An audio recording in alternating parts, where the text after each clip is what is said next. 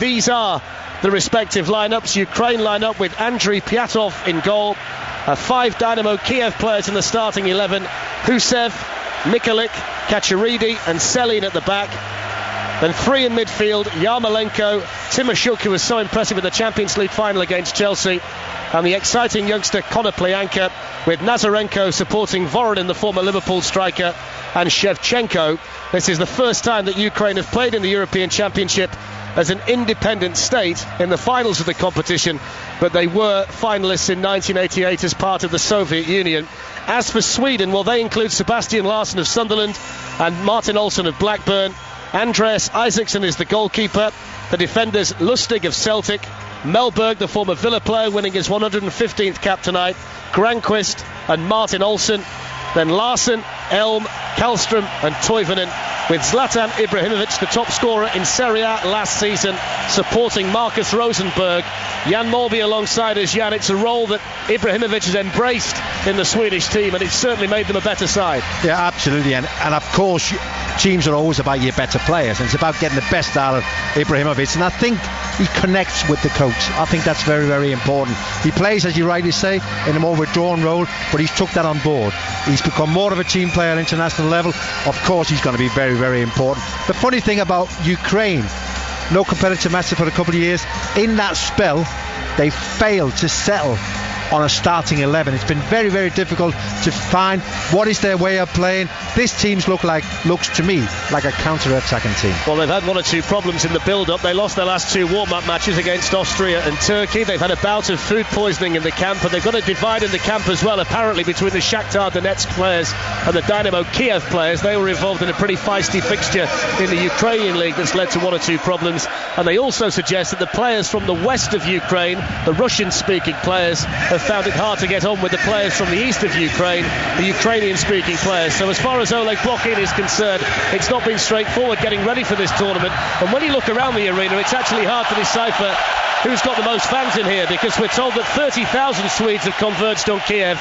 They haven't all got tickets, but everywhere you look around this 2-tier bowl, you see the Swedish flag. And it's Sweden who get the game underway, playing from right to left as we look at it. The second commentary of the day on 5 Live from the BBC. All of our games live from inside the stadium, following on from that England 1-1 draw against France earlier with Mike Allen and Chris. Here is Ibrahimovic, the captain, just outside the penalty area. It's going to be really interesting here to see whether Ukraine can make a positive start, Jan, and really get a foothold in the game. Yeah, I think the difference between the 2 teams, and you correctly mentioned the injuries they've got, Ukraine, is that the Swedes have got a good team, not a great team, but a good team, but they're at their best. They know exactly what they can deliver. They expect to play well here tonight. Whether it's enough to win, I don't know, but they're at the peak of their performances at the moment, that's for sure. And coming into this game, very positive. This is the one game they feel they can win. It's a midfield diamond for Ukraine, which will make them compact and mean the fullbacks have got to get forward and provide some service to the front players. Defensively, as Jan mentioned, is where there's a question mark, bearing in mind there's no Dmitrio Chigrinsky, the former Barcelona player, who is arguably the best defender that Ukraine would have had he not been injured. But there are 2 players to watch in the starting 11, 2 players I saw at the Under-21 Championships last summer, Yarmolenko and also Konoplyanka, 2 players who I know are drawing interest from some of the bigger clubs in Europe, and they'll be keen to impress. So 0-0 here, 90 seconds gone inside the sweltering heat, the humid heat of the Olympic Stadium here in Kiev, and it's Ukraine in possession of the ball inside their own half on the right-hand side with one of their central defenders, Taras Mikulik, one of 5 Dynamo Kiev players in the starting 11, playing in the stadium they often use for big matches here. They've got 2 stadiums in the city, Dynamo Kiev.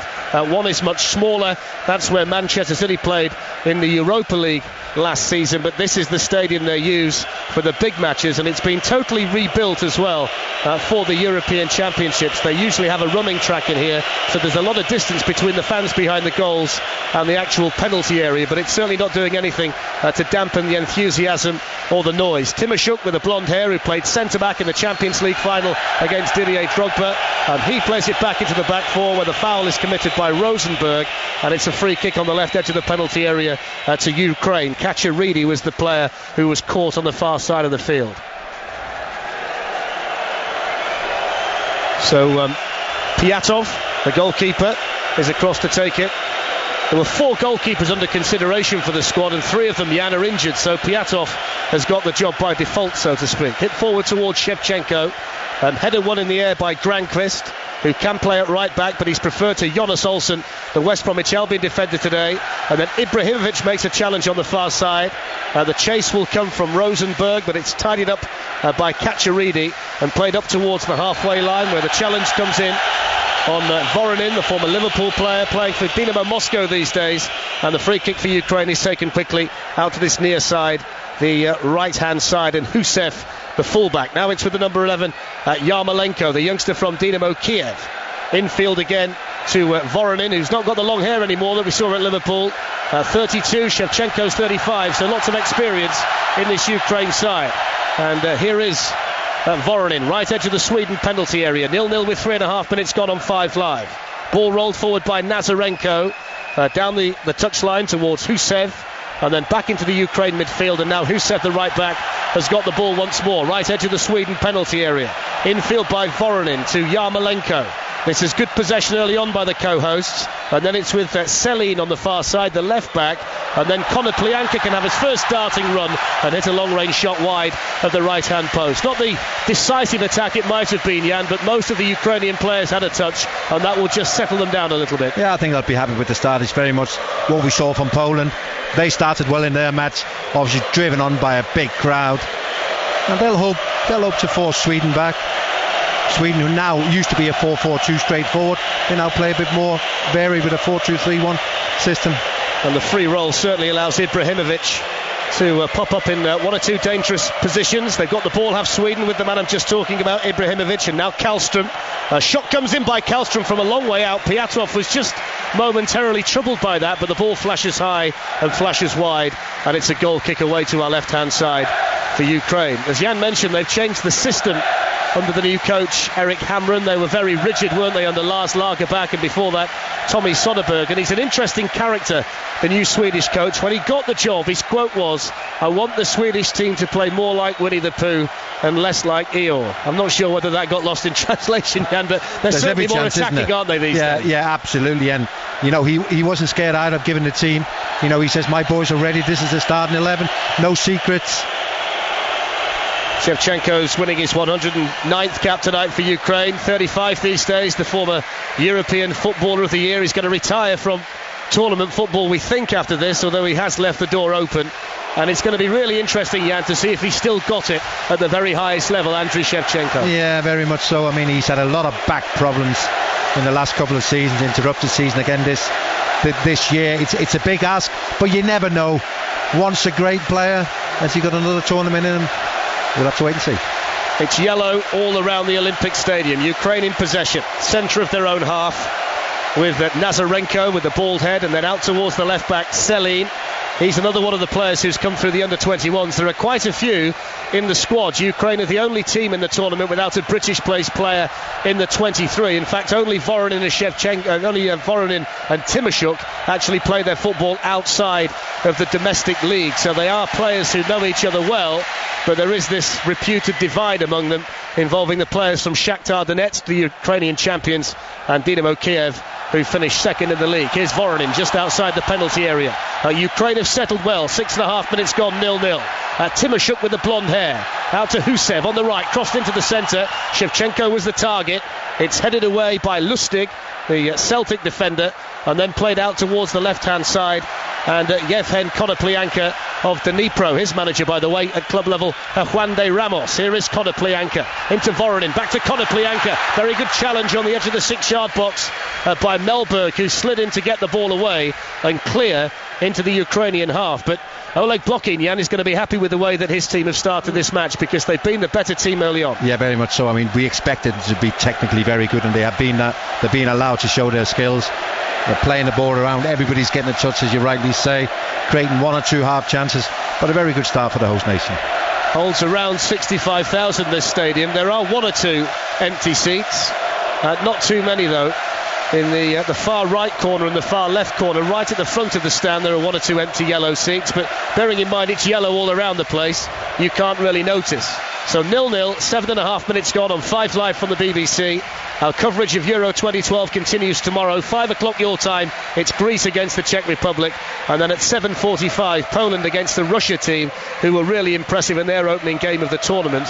It's going to be interesting to see whether the same problems afflict Ukraine tonight. Poland were fantastic for half an hour and then seemed to blow themselves out. Ukraine have made a similarly fast start, although it's still 0-0, and Ukraine are coming forward with Andriy Yarmolenko down the right-hand side. Yarmolenko just outside the penalty area. Short ball infield to Voronin, who's playing quite deep in the early stages. Now Timoshuk, and then to Selin, the left-back, on the far side of the field as Ukraine in all yellow play from left to right, forward towards Shevchenko. He's tackled on the edge of the penalty area by Mellberg, and that's going to be a free kick to the Swedes. I think as much as we talk about the Ukraine and they've started the best, I think also the Swedes will be quite happy. They're looking at this and thinking, this is kind of what they've got. We can handle this. If this is the way they're going to play, we'll be quite happy to take them on. Jan Morby with us on 5 Live. I'll point out very early at this stage that Denmark is still the only team to keep a clean sheet in the tournament. Jan's not mentioned it very much in the last 48 hours.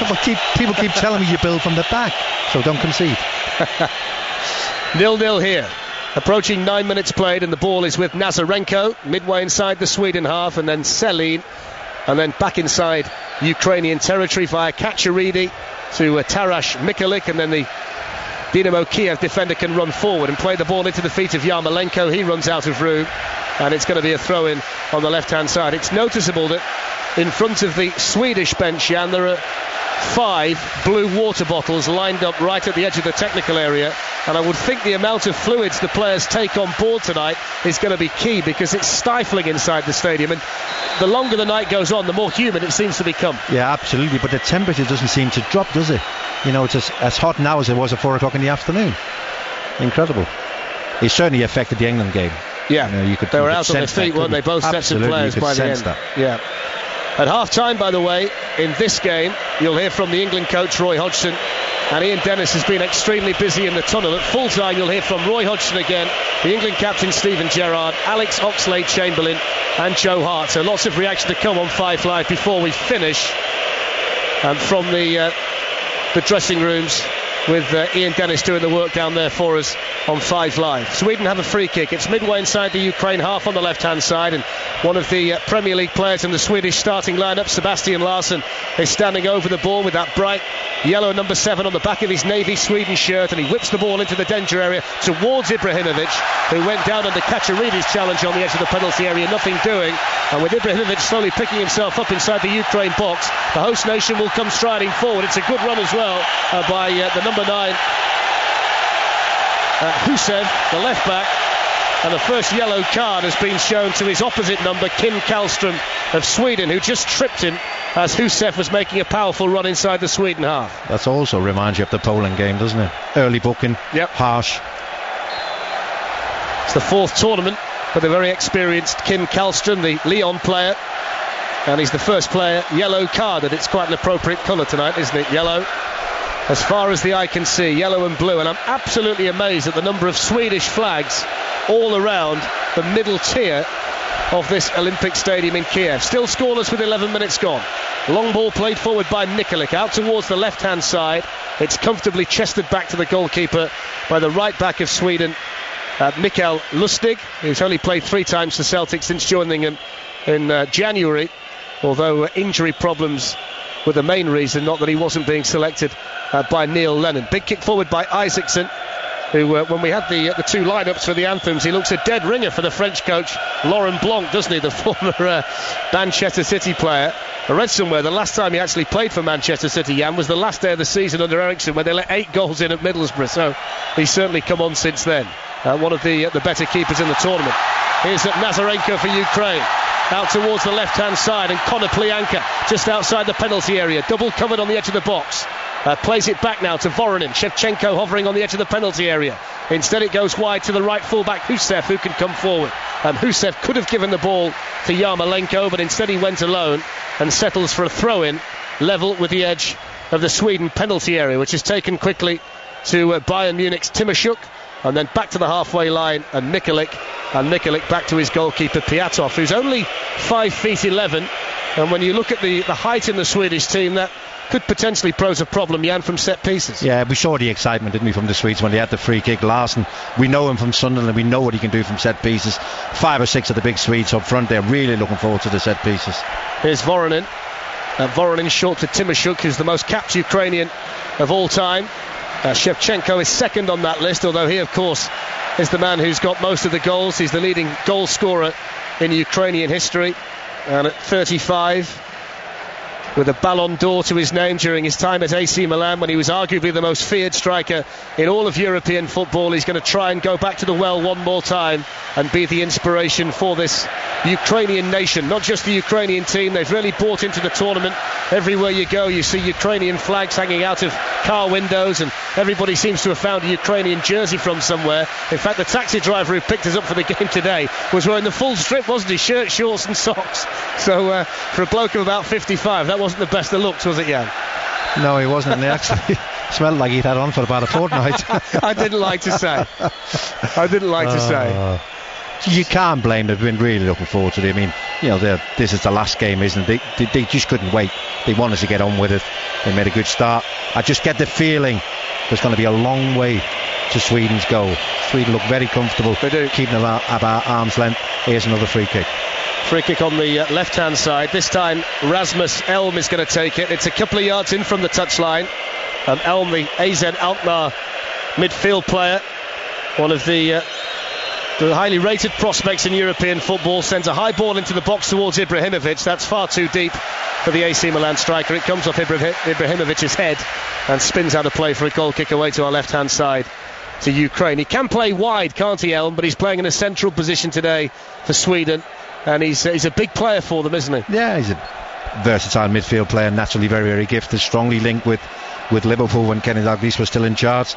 We've seen 2 set pieces now. Both of them have gone deep into the penalty area trying to get Ibrahimovic isolated to the back post. So far not worked.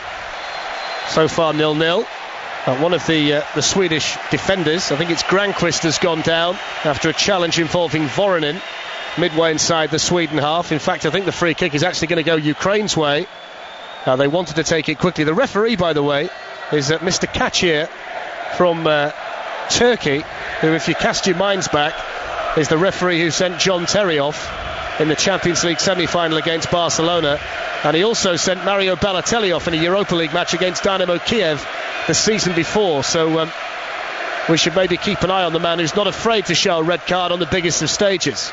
0-0 with 15 minutes gone on 5 Live from the BBC, and Ukraine in possession with Kachiridi, another one of the Dynamo Kiev players in the starting 11, made his debut against England in the World Cup qualifier a couple of years ago.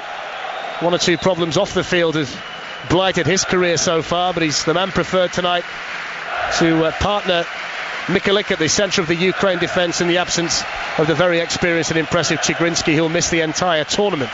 The ball is on the far side, where I think it's going to be a throw into Sweden just short of the halfway line. In fact, it's going to be a free kick about 10 yards short of halfway. Earlier today, Rafa Nadal won his 7th French Open title with a 4-set win against Novak Djokovic, and the final day of the 3rd test was washed out, so that finished in a draw.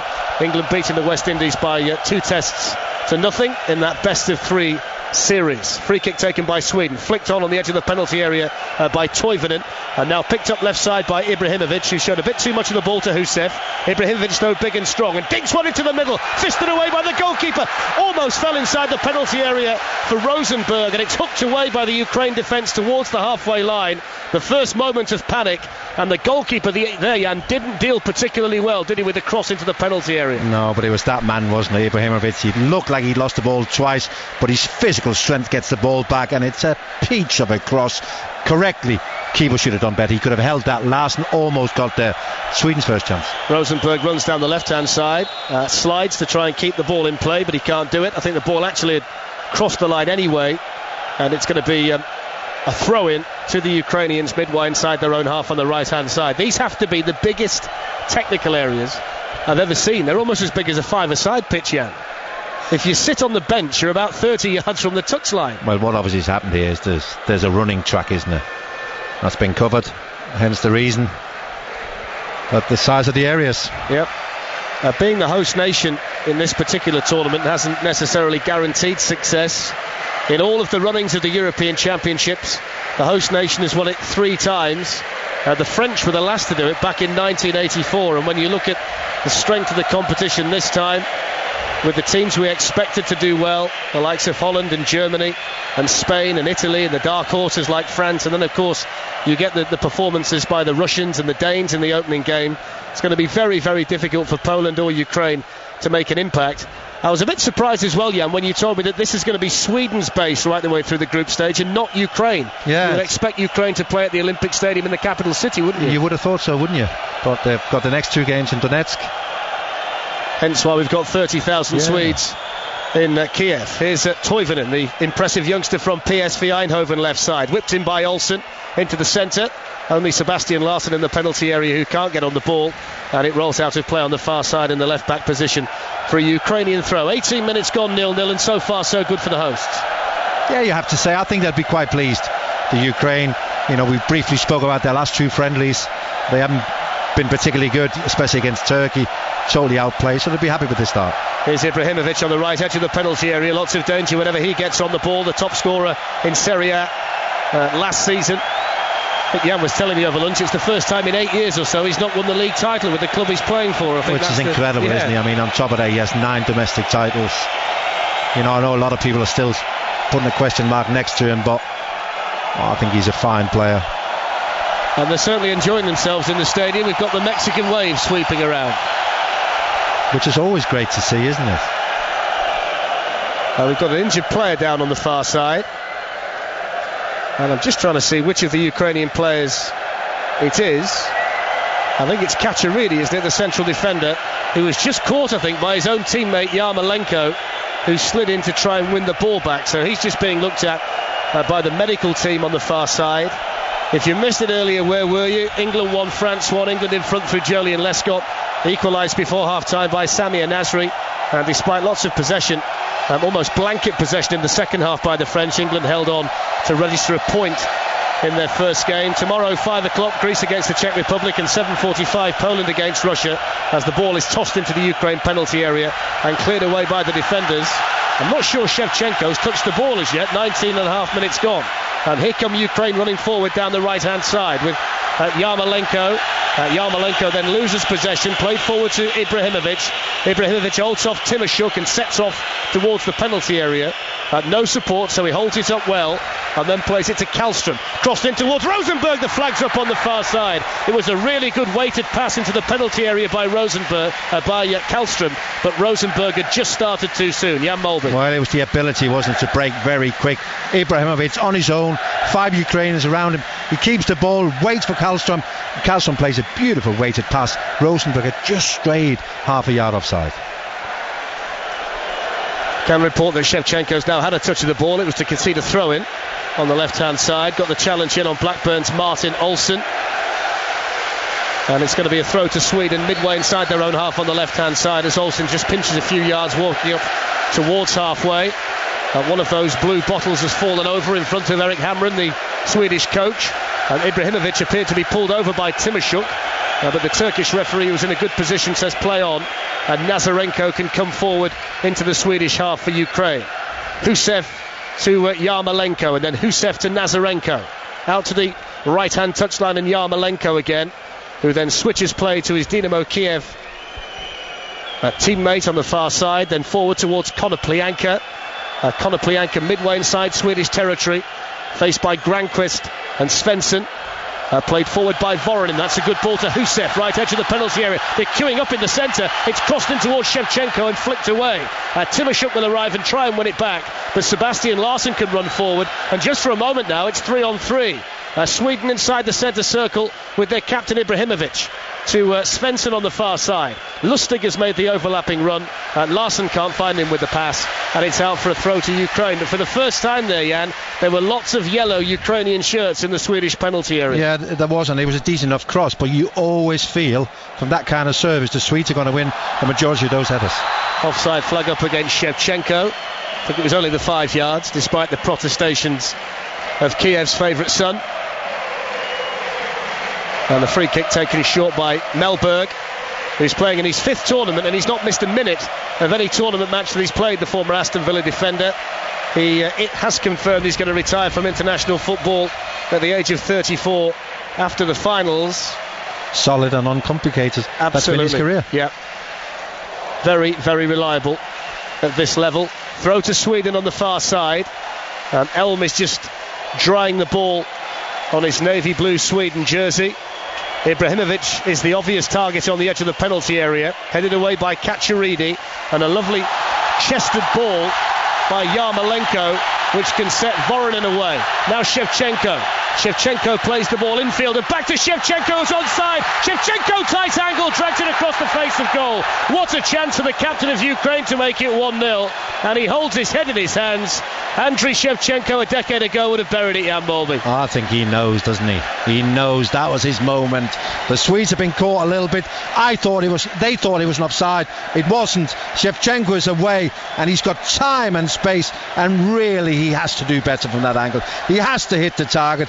I know it's a little bit of a tight angle, but still from there, player of his ability has to hit the target. And the flip side as well, he got 2 Ukrainian players who would have had a tap in if he pulled it back. Yeah, but he was never going to do that, was he? He's a goal scorer, always have been. The first thought in his mind was for him to shoot, and that's just said, I felt from there he should have hit the target. Managed 6 goals in 22 matches for Dynamo Kiev this season, and what a chance for Shevchenko to write his own headlines at Euro 2012, and he failed to take the opportunity. Although for the first time Ukraine were able to slice through that Swedish defence, and that will give the co-hosts a lot of confidence. 24 minutes gone on 5 Live. 0-0 in a hot and humid Olympic Stadium in Kiev, which is a sea of yellow as Ukraine get the Euro 2012 campaign underway. Shevchenko's gone down off the ball just outside the D. I think that might have been a collision with Mellberg, who just checks he's okay, and Shevchenko limps away from that. I think it was Granqvist, the other central defender, he ran into, and he's indicated to the Ukraine bench that he should be okay.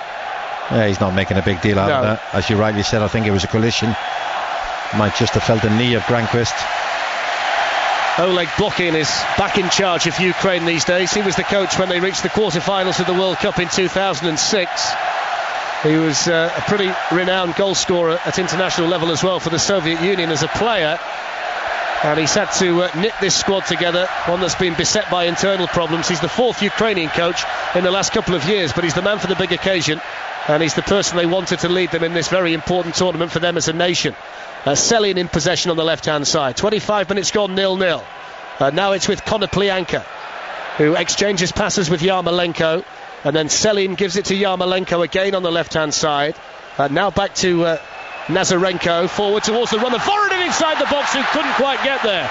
He was just able to wriggle away from Granqvist and couldn't get his head to the ball, and it runs through to Isaacson, the goalkeeper. Yeah, it was a decent enough run, but it was one of those, wasn't it? The Swedish defender saw him coming. I think they had that situation under control. But just going back to blocking, it was a no-brainer, wasn't it? I mean, he was always going to lead the team at this, with them being the host nations. Great player himself. I think he won the Player of the Year in Euro 1975. Yep. Probably with Shevchenko, the 2 greatest players the Ukraine have ever produced. Sweden in possession, yet to see the best of them. The only time they've really caused a problem was when Ibrahimovic moved into a wide left position and put a dangerous cross into the penalty area. But it's Ukraine on top at the moment as Voronin fails to get Konoplyanka in down the left-hand side, and it's brought away towards the halfway line impressively by Mellberg. Decent feet by the former Villa defender. Out towards Rosenberg, who crosses, blocked by Mikulik, and then played infield to Mellberg again, who's popped up in an attacking position here in this latest Swedish attack. Now the blonde-haired Toivonen, tall and rangy from PSV Eindhoven, to the overlapping Olsen down the left-hand side. Olsen's cross is blocked by Husev, and it's out for a corner to Sweden, and you would think they would cause problems from this kind of position. They're a big physical side. Well, they'll certainly hope to. This time it's Elm coming across. They've got Elm from one side, Sebastian Larsson from the other, delivering set pieces. But as you rightly say, they haven't quite started yet, the Swedes. They're better than what they've shown so far. Having said that, host nations, it's kind of away from home, isn't it? I think they'll be happy with the opening 25-26 minutes. Elm's corner floated into the penalty area. It was almost a free header in there for Granqvist after Toivonen had gone down inside the box, but Ukraine are able to clear. Lustig plays it forward. Elm first to it for Sweden, and then cushioned back by Kallström to Olsen, and then Larsson can hit it forward to no one in particular, and that's going to roll through towards the dead ball line on this near side, although Piatov, the Ukraine goalkeeper, in all white tonight, will keep the ball in play it forward to Mikulik, and then Mikulik to Timoshuk midway inside his own half. They certainly scored plenty of goals in qualifying, didn't they, Sweden? 31 in 10 matches in a group that also contained Holland, and they beat Holland without Ibrahimovic in the final match to qualify. Here's Toivonen running into the penalty area, well read by Timoshuk, who plays it through his penalty area to Selin on the far side, and then Selin down the line to Konoplyanka. He's tackled by Lustig, and Selin then hits it long towards Shevchenko just inside the Swedish half, headed away by Mellberg, but only to Konoplyanka, who loves to run at these Swedish defenders. He's caught there by Lustig on the far side, and it's going to be a free kick to Ukraine in an attacking position about 15 yards in from the left-hand touchline, and a further opportunity, Jan, to apply some pressure on this Swedish defence. Yeah, what they've got, the Ukraine, they've got a couple of exciting youngsters, haven't they, with real pace. Sort of modern day wide men like to come in and look for shots.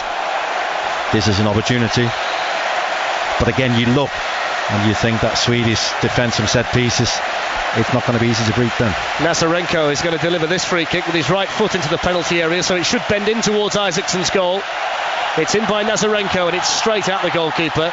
Not the required quality, and a comfortable catch for the former Manchester City keeper on the edge of his 6-yard box. And he'll just take his time and walk towards the edge of the penalty area and bowl it out to Granqvist, who's preferred tonight to Jonas Olsen, the West Brom defender, who is among the substitutes. Here's Rosenberg, Marcus Rosenberg, out towards Toivonen on the left-hand side. Toivonen there was just caught from behind by Timoshuk, and he's gone down as Toivonen on the touchline.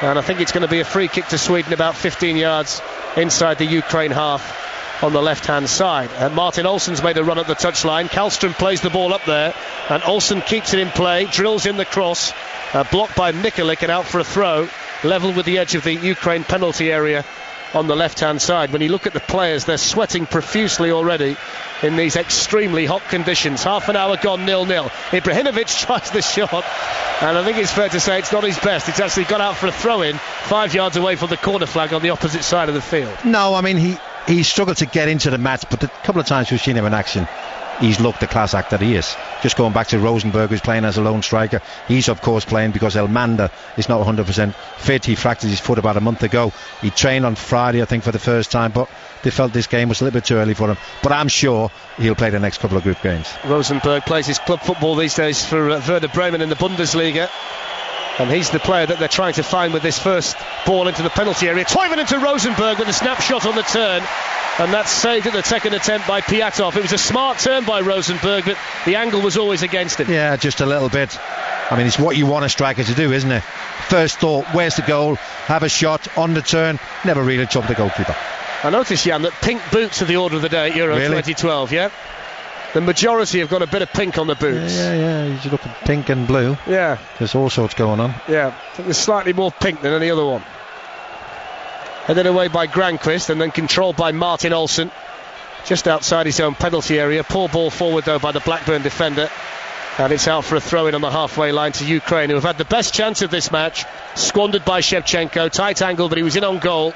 And he dragged it right across the face of Isaacson's goal and behind for a goal kick. But Ukraine have been the better team with 14 minutes to play in this first half. Remember, you'll hear from Roy Hodgson at half-time in the match, and a whole host of England players at full-time, including Stephen Gerrard, Alex Oxlade-Chamberlain, and the goalkeeper Joe Hart as well.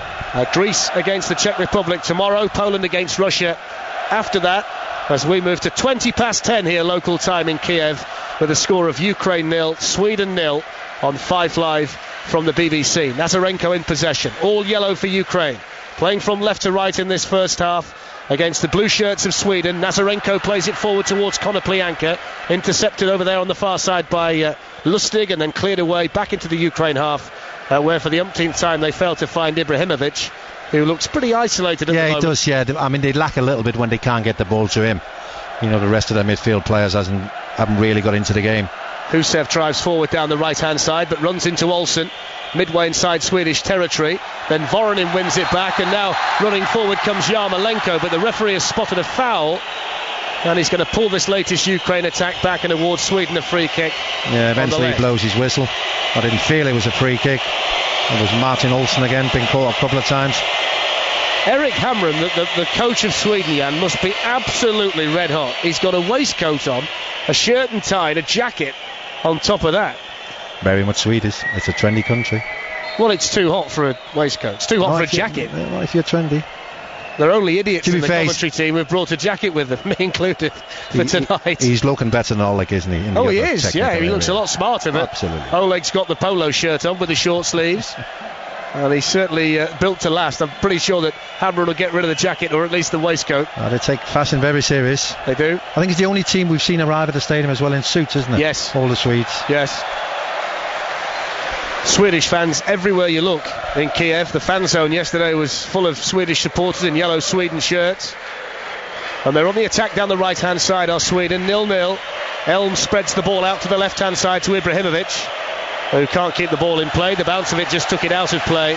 And he just turns and stares, and I think he's becoming more and more frustrated. I think he is. The longer this continues. Just going back to the Swedes all over Kiev. They're a terrible looking nation, aren't they? I didn't like to say. There are one or two interesting sights, aren't they, when you move around the streets here in Ukraine. Just going back to Ibrahimovic, I mean, I know it's been a change of role for him, but I think the most important thing he's done is actually buy in to what the Swedish coach is trying to do, because he'd retired from international football, wasn't enjoying it, the rigid system under Lars Lagerbäck, but he's bought into what Hamrén wants to do, and that's been key for Sweden. I think so. I mean, he was never popular either with his teammates. You know, they just didn't get it, because one thing you always get from Sweden is graft. You know, they work and they work and they work and they do their jobs, but he didn't, and the players couldn't understand that. The fans have always liked him. He is incredibly popular in Sweden. But now he's buying into the ideas, and he has played well. Not necessarily today, but in the qualifying games he's been superb. Jan Molby with us on 5 Live. I'll be alongside Jan on Wednesday for Denmark's second game of the tournament against Portugal in Lviv. Here come Ukraine. Voronin hits the shot. Isaacson has to tip it and didn't get it over the bar. He's lucky that Olsson arrived on the edge of the penalty area to clear, but he was off his line there, wasn't he, Isaacson? And that shot of Voronin almost crept over his head, Jan. Well, it's one of those, isn't it? You know, unless the shot moved in the air, really he's got to catch that, hasn't he? Straight at him, the goalkeeper. I just think he panicked and flapped a little bit at it. Got away with it in the end. Actually pushed it forward as well instead of behind. Now here's Ibrahimovic coming forward. Sebastian Larsson to his right. Rosenberg through the middle. Ibrahimovic still towards the edge of the penalty area. Into the box. Good tracking back though by Husev, who makes the tackle and gets it behind for the corner to Sweden. But he had a really good option, didn't he, to his right in the shape of Larsson. Yeah, but that's going to be his problem, isn't he, Ibrahimovic? Again isolated quickly. 3 Ukrainian players around him. In the end they stop him, but they give away a corner, which Larsson this time will come across to the Swedish left hand side to take. 36 minutes played in the first half on 5 Live. It's 0-0. Ukraine have looked the more threatening side, and they've had the better opportunities in the game so far. Granqvist has come forward into the penalty area along with his central defensive colleague Mellberg, and they're hovering just to the right of the penalty spot with Toivonen and Ibrahimovic, and it's sent into the middle and caught pretty comfortably by the goalkeeper Piatov, and he was totally unchallenged. Oh, they were unhappy, the Swedes, that's for sure. Set pieces, they've wasted quite a few of them already. And that was not the plan. Forward come Ukraine with Kacheridi out towards Konoplyanka on the left hand side. Loves to dribble with the ball, then he takes the shot with curl on it as well, and it flashes wide of the left hand post. I think Isaacson was always happy he's got it covered, but they're very direct, aren't they, the 2 wide players, Yarmolenko and Konoplyanka. Yeah, having said that, they like to come in instead of go on the outside and try and get to the byline. It's what we said before, it's the modern day wide man, isn't it? Pacey comes inside, takes a shot, and you always look at the reaction of the goalkeeper. I think he had that covered. Why do they do that, coaches, these days? I mean, you used to want a winger to go outside of the fullback and put crosses in. Liverpool do it with Downing, don't they? It was the first thing Weidman were told, wasn't it? Yeah. You know, go the hard way, go the outside of the defender, get to the byline, put in crosses. Maybe because so very few teams play with 2 strikers now. You know, you don't get enough people in the penalty area. Been impressed by what I've seen from Voronin so far. He looks... It doesn't take a lot to impress you, does it? No, it doesn't, no, as you found out in the last 24 hours. The restaurant you found at lunch impressed me, have to say. Very good work by Mr. Molby. Fantastic turn by Voronin. Gives it to Shevchenko. Into the penalty area. Shevchenko's shot, good challenge by Mellberg. Shevchenko again. Heads it across goal. It's scrambled as far as Yarmolenko. Hits the shot. Blocked on the edge of the 6-yard box by Sweden. Granqvist it was. And it's behind for a corner. And they were so close again to a goal, Ukraine. Yeah, this is the best opportunity they've had. Absolutely. It's those two again. Voronin's pass down to Shevchenko. I know it sounds corny, but 5 years ago that would have been in the back of the net. He just hesitated. Corner in by Nazarenko into the danger area. Headed back by Selin, the fullback, and then whacked into the air by Granqvist. And then Granqvist will actually run and head his own clearance away towards the left-hand side, where it's picked up by Konoplyanka. Central position. Intelligent ball out to the corner taken Nazarenko on this right-hand side. Nazarenko floats it in, but it's too straight. And it's straight at Isaacson in the goal. A Shevchenko in his prime, Jan, would have been on a hat-trick by now. Yeah, absolutely. I mean, this chance this time, it was his left foot at an angle. He hits a shot, it's blocked, it loops up in the air, and he then heads it back inside the 6-yard area, where I felt a bit of communication from the Swedes. They would have cleared it. Instead, they panicked, which then gave the Ukrainian another opportunity, which they should have scored from. I know you quite rightly say that not much takes to please me, but what I will say about Voronin is he didn't play like this in a Liverpool shirt during his Premier League days, dropping into deep positions and linking play to the centre forward. He's been the main source, hasn't he, in the first half? Yeah, he's done very well. Whenever Ukraine good link player. Cross into the danger area. Ibrahimovic heads it down. It's the outside of the post. First real sniff of goal for the leading scorer in Serie A last season, and Ibrahimovic turns away disappointed. It was a good header, similar to the header we saw from Mario Gomez for Germany the other night. Beat the goalkeeper, hit the base of the post and spins behind for a goal kick. I just think for a second they forgot where he was. He was deep in the penalty area. It was a quick cross. Elm, far post. We're right behind it. As you rightly said, Gomez, there's only one place it's going. Bottom corner. He just gets a little bit too much, hits the outside of the post. Been a really good game this, hasn't it, so far? 0-0.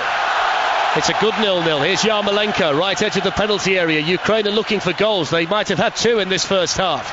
Yarmolenko with a deep cross in towards Konoplyanka. Lustig didn't really know where the ball was because he's got his back to it, but it will spin behind and it'll be a goal kick for Sweden away to our right hand side. I know some people have looked at this group and suggested that England 1, France 1 is a good result for both nations, but both France and England have got very difficult games to come, Jan, against Sweden and Ukraine. I mean, you've got the host nation, you've got the home supporters behind the Ukrainians, and you've got a Swedish side who qualified so impressively with some good players. Yeah, and also you've got a Swedish team with a home base, isn't it? They're playing all three games here. There's 30,000 in town, you know, so that'll be an advantage for the Swedes as well. And you have to assume that both teams, especially Sweden, has got more to offer than what we've seen so far. Be interesting tonight if there is a positive result from this match, won't it? And one of them sits there with 3 points, knowing they've got France and England to come. Well, both these teams will feel if they're going to win a game. They've got to win this one, isn't it? You know. Which is probably why we've got so much open attacking football with 5 minutes to play in the first half. Here comes Konoplyanka down the left-hand side. You can see why the big clubs are looking at Yarmolenko and Konoplyanka, two very intelligent attacking footballers. And here's Mikulik, one of the central defenders. Not the biggest in terms of physical stature, but reads the game very well. And he plays it back to Kacheridi, who's the taller of the two Ukrainian central defenders. Timoshuk is playing that deep-lying midfield role at the base of the Ukrainian diamond, and now Mikulik can bring it forward again towards halfway. Gives the ball to Yarmolenko, who's tall and rangy, the winger. Infield again to Timoshuk, and then out towards the smaller figure of Konoplyanka on the left-hand side. Controlled on the chest and played back to Selin, and then infield to Nazarenko. And Nazarenko switches it now to Husev on this right-hand side. Husev, the fullback, is midway inside the Sweden half. And then to Timoshuk again, and then infield to Voronin, who drops deep and gets involved and starts to make things happen. Out to Husev again on the right, faced by Toivonen. Infield to Timoshuk. Lots of good Ukrainian possession. Back it goes to Kacheridi, and then out towards the left-hand side, and Selin. Every player apart from Piatov for Ukraine is inside the Sweden half. One of them is Konoplyanka, who's in possession, and then Voronin. Voronin threads it through to the right-hand side to Husev. They've worked the opening here, Ukraine. Husev crosses, far post, they're queuing up. Volley comes in from Konoplyanka, and he hits it over the bar. Fantastic football by Ukraine. All that was lacking, Jan, was the finish. Absolutely. Best passes of play we've seen in the first half. They moved the ball from the right to the left, back out to the right where they got a man over. Again the pass came from Voronin, and the cross, again patient, sets it up at the far post. 5 Ukrainians in the penalty area. It's a difficult technique, full on the volley, very difficult to get on target, but good play by the Ukrainian, who are growing in confidence. There's no doubt about that. They are. 42 minutes played, 0-0. They've had 3 very good chances. Ibrahimovic has hit the post for Sweden. Really enjoying this match, and so are the crowd, packed inside this hot and humid Olympic Stadium here in the centre of Kiev. It's downtown, it's not too far from the fan park. You can walk to the stadium, which the majority of the fans did. You couldn't tell them apart when they'd all got their yellow shirts on. They were thoroughly enjoying each other's company, singing their songs on the way to the stadium. And the 2 sets of players are certainly serving up a decent game to watch. Long ball forward towards Yarmolenko, will test Olsen. Olsen strong, allows the ball to roll out of play, and it's a goal kick away to our right hand side for the Swedes. If nothing else, he's quick, Olsen. We know that from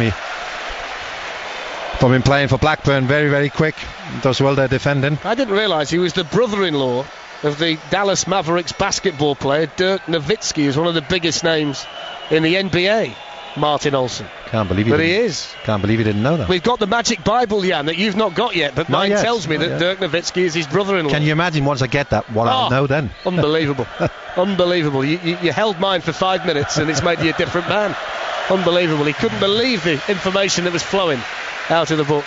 Did you know there's a statistic in there that says, and it's only appropriate to Sweden, that there's never been a Eurovision Song Contest European Championship double. The Swedes won it this year, so they're wondering whether this might be the year. I think they'll have to play a little bit better, improve a bit, but it is the opening game. Here's Shevchenko inside the box. Granqvist is able to scramble it away. Shevchenko's certainly not lost that ability to unsettle defenders, has he? Plays off the shoulder. Yeah, because he's Shevchenko, isn't he? Absolutely. The reputation carries him a long way. Good skill by Konoplyanka. Low cross into the penalty area. Shortage of yellow-shirted Ukrainian players, so it's hooked away by the Swedish defence. We're also seeing home advantage, aren't we? You know, they've lasted much longer than Poland. Absolutely. Now Poland but they played it better than Poland, haven't they? Poland was all enthusiasm and energy. That the Ukrainians have played it better. They've been very controlled, haven't they? Yeah, but they're a proud country, Andy. I know you spoke about the problems with the Russian speaking and the Ukrainian speakings, isn't it? But the way they're playing, they look like they're together. Well, it's interesting. There's only one Shakhtar player in the starting 11. The bulk of the starting 11 are made up of players from Dynamo Kiev. 5 of the 11 play for that particular club. So Olsen clears back into the Ukraine half. We've seen very little from Sweden coming forward. The only time they have looked dangerous is when they've been able to isolate Ibrahimovic and allow him to do a little bit of magic. Here's Timoshuk, plays the ball across the halfway line to Selin, and then he hits the long ball forward in the general direction of Voronin and Shevchenko, but it's headed away by the left back for Sweden, Olsen, and then kept in play by Husev on the right. He's shown a real desire to get forward, hasn't he, Jan? The fullback on the right side, Husev. He's been excellent. Very good. He's also showed good composure when he's got forward, put in crosses, not rushed things, tried to find a teammate. Just going back to the Swedes, I don't know whether they're missing Svensson. Yeah, on the bench, isn't he, tonight, Svensson? Yeah, I mean, I know he's in the latter stage of his career, isn't he? But he's a very important player, technically very good. They need someone to glue them together the way Voronin's doing that job for Ukraine. And that's why I'm feeling he normally does. Doesn't travel very far, but he's a good player. No. Husev can come forward again. Little touch inside the penalty area by Voronin. Didn't find Nazarenko with the ball, and it's hooked away from the edge of the penalty area by Kallström. And then Selin will take no chances and play the ball back to the goalkeeper, Piatov. We've got a minute of additional time to play. We've played 40 seconds of that already. As we see on the monitor, Ibrahimovic berating one or two of his teammates. I think he's a frustrated figure right now. If anything, Ukraine won't want this first half to end. Husev can run forward, and the Turkish referee blows the half-time whistle. Well, Jan, 2 very good chances for Shevchenko. A volley over the top of the bar by Konoplyanka, and at the other end a header by Ibrahimovic that came back off the base of the post and behind for a goal kick. But that was Ukraine's half, wasn't it? 0-0. Yeah, absolutely. And I think they'll be delighted, the Ukraine. They'll be slightly disappointed that they're not ahead. The Swedes, and I also think it's an easy team talk for the Swedes, because they have to be better. They have to be more aggressive. They have to get the midfield players further forward to try and stop the Ukrainian. They can't allow Voronin centrally to have as much room as he's had in the first half. 1 or 2 words exchanged between Rosenberg and Ibrahimovic as they walk down the tunnel. Half time here in the sweltering heat of Kiev. Really good game, but no goals so far. Ukraine 0, Sweden 0. So let's go back then for the second half to Kiev, to Jan and to Darren. 0-0 at half-time, and all the signs are, as you said, Dan, this could be quite a tight group. Absolutely. You'll also hear Jan Molby on breakfast tomorrow morning at 8:10, I think, your time. He's got an early start, although it's not too bad here. No, I tell you, they've been very impressive in the first half, Ukraine. I mean, I concur with what Danny's just said. You know, you looked at the group and you thought that they might be the weakest team in it. Bit disappointed by what I saw from Sweden in the first half, Jan, but Ukraine really impressed us, didn't they? They're nice and fluid. They've got a lot of attacking players. They've not really been threatened at the other end, but they've done everything bar score. Well, I think all the signs leading up to the competition were that the Ukrainians weren't very good. They weren't very good in possession. They didn't create any chances. And a lot of people are saying now at half-time they didn't see this performance coming, but they've done well. But still, it's 0-0. And on the other hand, you talk to the Swedes in the press box, they're disappointed. They're saying, we're better than this. Well, Sweden did score in every qualifier, and they've won 4 on the trot coming into the tournament after that 1-0 defeat at Wembley against England. But it's 0-0. The better chances did go to the co-hosts in the first half, Ukraine, particularly Shevchenko, who should have scored. Ukraine line up like this with Piatov in goal, Husev, Mikulik, Kacheridi and Selly in the back four. Both fullbacks really like to get forward, and it's very fluid after that. Timoshuk tends to sit, Konoplyanka and Yarmolenko play wide, Voronin and Nazarenko drop in and combine to set things up for Shevchenko, who played furthest forward in the first half. Bit more rigidity about the Swedish system with Isaksson the goalkeeper. Flat back for Lustig, Mellberg, Granqvist and Olsen. We didn't see the fullbacks get forward much at all for Sweden. Then Larsson, Elm, Kallström and Toivonen. Ibrahimovic has the floating role and Rosenberg is the lone striker. And Erik Hamrén still has the waistcoat and jacket on. He's even got the handkerchief in the left breast pocket as the Turkish referee blows the whistle to get the second half underway. All yellow for Ukraine, and they're playing from right to left in the second period. Navy shirts for the broad diagonal yellow stripe from left to right for Sweden, with the navy shorts and the navy socks. It's hit forward towards Yarmolenko, and Nazarenko is unable to keep the ball in play, but he's tackled by Larsson on the halfway line. But then Marcus Rosenberg gives the ball away, and Yarmolenko can run forward towards the edge of the penalty area. Played out to Shevchenko, clipped in towards Yarmolenko, headed up into the air then by Kallström. The ball bounces, Voronin overhead kicks it back towards the penalty spot, where it's shoveled away by Elm and to safety on the far side. Dreadful play by Rosenberg. He didn't have a great first half. You think just as they want to improve in the second half, he gives the ball away. But I think Sweden would have said need to be more aggressive to disturb their rhythm, and of course the Ukrainians would have said more of the same, but we have to start taking our chances. 0-0. Ibrahimovic on the halfway line. I wonder what he had to say to his teammates in half-time, because he was making his thoughts known to one or two of them as they left the field, and he's got that side to him, hasn't he, Ibrahimovic, where he can lose his cool with his teammates. Yeah, but he actually looked in the tunnel just before they came out for the second half as if he cared. He was coaching with one or two of the players. You know, I generally think, you know, he wants to be part of this group of players. He feels that this group of players has a real chance of getting out of this group. Elmander is on the bench. He had a broken foot, didn't he? I think in the final game of the league season in Turkey, playing for Galatasaray. Not quite fully fit, but might be needed during this game. We'll wait and see. The ball is with Toivonen on the halfway line. He's not really been able to get in the game, but he's not alone in the Swedish ranks. Hit forward then towards Shevchenko and headed away by Mellberg. And now the ball is on the edge of the Swedish penalty area, played forward to Sebastian Larsson and then to Rasmus Elm. Larsson was just caught off the ball by Konoplyanka, who pulled the Sunderland man to the ground. The Turkish referee has a word. May well have played the advantage there, because Sweden were coming forward over the halfway line, and it has allowed Ukraine to regroup. But Sweden have it inside Ukraine territory. Forward ball towards Lustig, who's not quick enough, is he, to get goal side of Selin.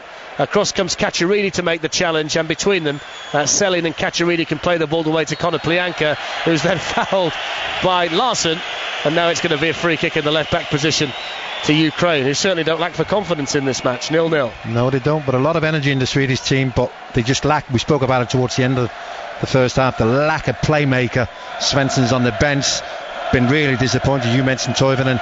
Elm has been poor. Larsson we haven't seen anything of. Even from set pieces he's been poor. So there's one or two Swedes who are missing at the moment. We did wonder whether they'd score enough goals in open play in the tournament, Ukraine, to be a threat in this particular group. I mean, they only scored twice in open play in 2006 when they got to the quarter-finals of the World Cup in Germany, where they lost on that penalty shootout against Switzerland. They haven't been able to take their chances so far. It's 0-0, and here come the Swedes with Kallström clipped in towards Larsson. That might fall on the edge of the penalty area for Toivonen. Rosenberg hits the shot, and it's a flying block inside the penalty area by Selin to deny him. They'll get a throw in on the right side, Sweden, but that was good play. Yeah, it was good play by Sweden. It was Larsson who started. He nicked the ball. Then it was 4-on-4. In by Ibrahimovic. There's a punch away. A ball that was curling away from the goalkeeper by Piatov, and now Ukraine have got it on the far side with Shevchenko, who's bundled over by Granqvist. Yeah. Anyway, the Swedish chance, he ended up with a shot from distance at an angle for Rosenberg. They worked it ever so well. It's the first thing we've seen from Sweden for quite a while. One chance in the first half, Ibrahimovic hitting the outside of the post. It's interesting, isn't it? Because one of the points that you made in the build-up to the match is that you've got a doubt at the centre of the Ukraine defence, and they've not really been tested so far. Sweden haven't really had the possession enough in dangerous areas to test Michalik or Kacheridi, and we still don't know whether they're going to be up to the job or not, do we? And I think if you speak to Swedish reporters who follow them, will say obviously Elmander is the first choice, but even Hussein, who's on the bench, is a better choice in better form than Rosenberg. Shevchenko is down on the far side. You're missing nothing here. Shevchenko just having the magic spray applied to the knee after the collision on the far side of the field with Granqvist. His left knee just caught the inside of Granqvist's left knee. I think it's possibly just above his knee. Is a little bit of a dead leg feel soft to area. it. Yeah. Don't forget at full time you'll hear from Roy Hodgson, Joe Hart, Stephen Gerrard and Alex Oxlade-Chamberlain. I think Jan Molby is going to be part of the discussion. Martin Keown is going to join Mark Pougatch as well, and we're going to dissect the England draw against the French, 1-1 earlier today in Donetsk. And we'll also dissect the other talking points about Euro 2012 as well. Two more commentaries tomorrow. The early game, your time, 5 o'clock, is Greece against the Czech Republic, and then we've got Poland against Russia at 7:45. We're late into the night though here in Kiev, 5 to 11 local time.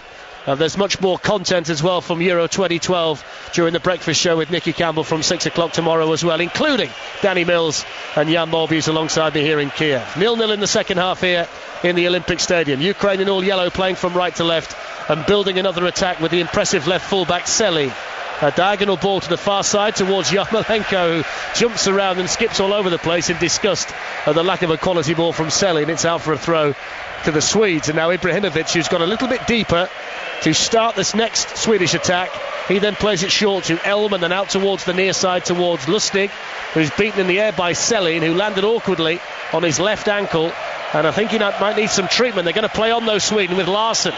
Across comes Kacheridi. Selin is still down. Crossed into the danger area to Toivonen with his back to goal.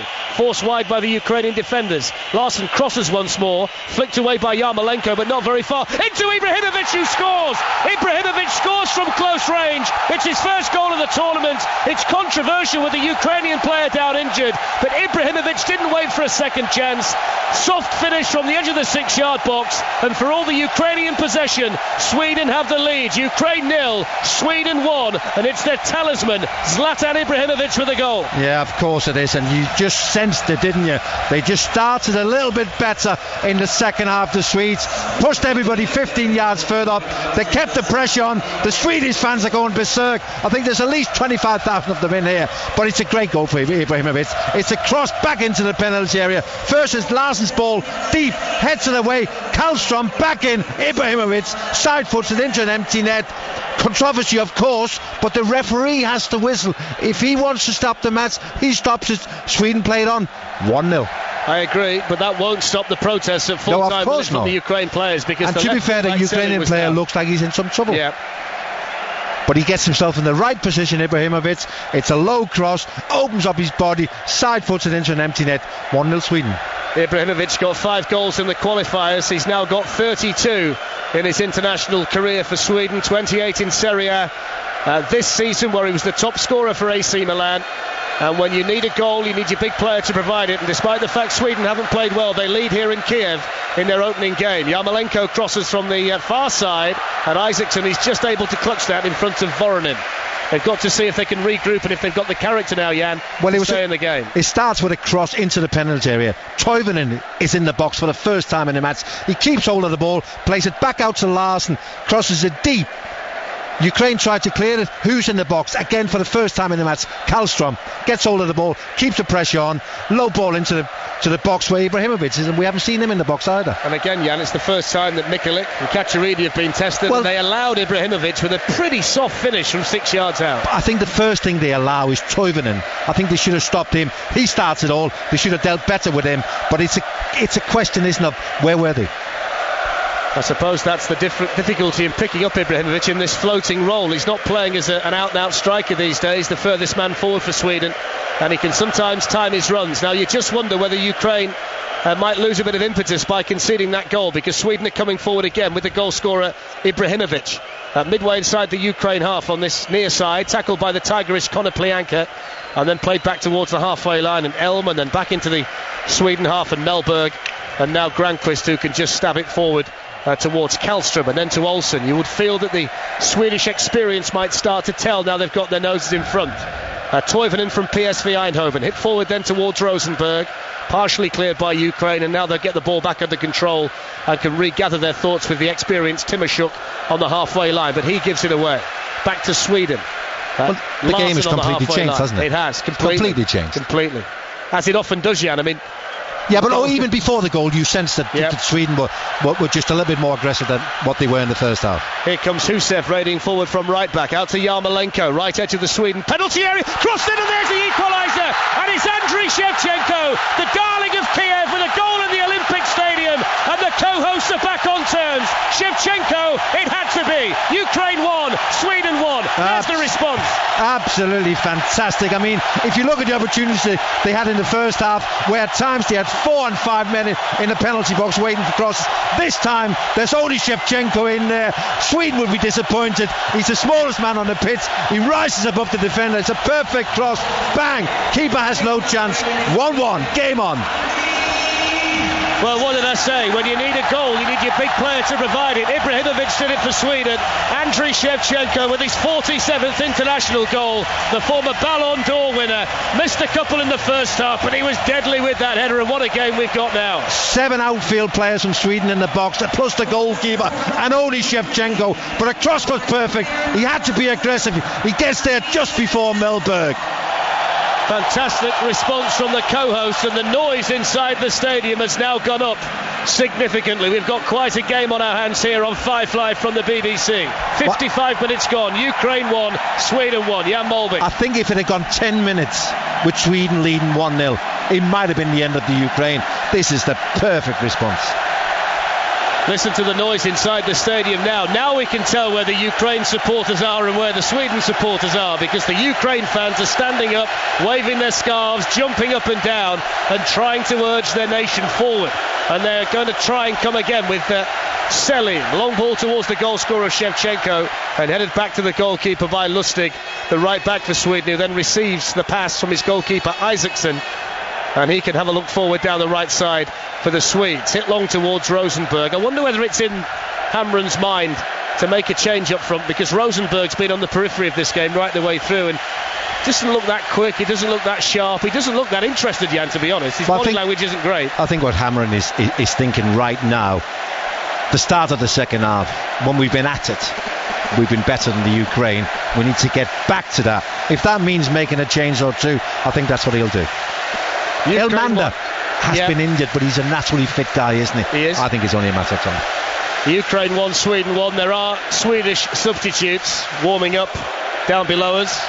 One of them is the very experienced Anders Svensson, the most capped outfield player in the history of Swedish football. Only Thomas Ravelli, the goalkeeper, has played more than him. He's warming up down below us. And I can also see the number 16 Pontus Wernbloom as well, warming up on the near side touchline on the blue surface behind the goal away to our right. Ukraine have won a throw on the left hand side with Selin, the fullback, The left full-back, Nazarenko, is available just in the field of play. And it looks as though Svensson is going to be the player to come on. He's just had a word with Hamrén, the coach, and he's just gone back into the Swedish dugout down below us. Forward comes Rosenberg down the right, who's not blessed with great pace. Selin was able to give him 5 yards and run past him and take the ball off him, and then play it short to Timoshuk midway inside the Ukraine half. Everything the Ukrainian players do now, Jan, is greeted with a huge roar. And rightly so. You know, I even think the nation, although they had big expectations, they didn't expect this. Konoplyanka's away down the left-hand side. Voronin wanted it in the middle. Very important challenge came in from Elm. If he was able to find Voronin there, they would have had options of men over in the centre. It's a great game, though, isn't it? Because I think also Sweden now feel they can win this, so both teams are going for it. Corner left-hand side. Nazarenko across to take it for Ukraine, who send Kacheridi, the tall central defender, into the penalty area to add some height. Whipped in deep by Nazarenko. Free header away for Toivonen, and then picked up on the far side by Husev. Forward then to Yarmolenko. Across goes Martin Olsson for the Swedes. Yarmolenko rolls his foot over the ball, couple of step overs, then plays it back to the angle of the penalty area. Left foot shot comes in, always rising over the top of the crossbar, and that didn't trouble the goalkeeper with that shot from Husev. Yeah, but it was a poor choice, wasn't it? He's got men in the box, take a touch, put it in. I know that the Swedes are towering over the Ukrainian in terms of height, but they still got the goal from a set piece, and there was 4 players waiting for the cross. You know, I don't know how hot it was in Donetsk, although I can imagine it was pretty hot today, but this is a credit to the fitness of both of these sets of players, because they're playing this at a much higher tempo than we saw from England and France this afternoon. Yeah, well, I also think with the fact that the Ukrainians are at home or whatever, he adds a little bit, doesn't it?